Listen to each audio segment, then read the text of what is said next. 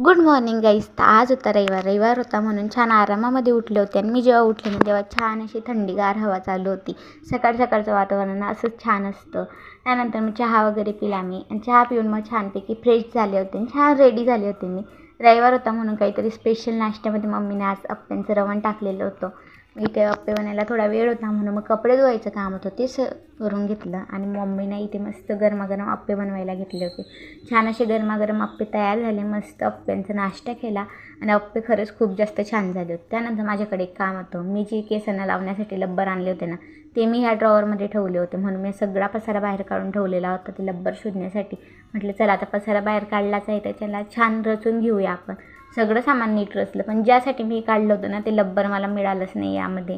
नंतर दुपारी छान कूलर लावलं आणि दुपारी एक मस्त झोप काढली. आणि नंतर मग गरमागरम चहा बनवला आणि चहा पिऊन मग आम्ही गेलो होतो बाहेर म्हणजे आज रविवार होता तर बाजार राहतोच. मग बाजार आणण्यासाठी गेलो होतो तर बाजार घेऊन घरी आलो. तर असंच होता माझा आजचा दिवस. चला भेटूया पुढच्या व्हिडिओमध्ये. बाय.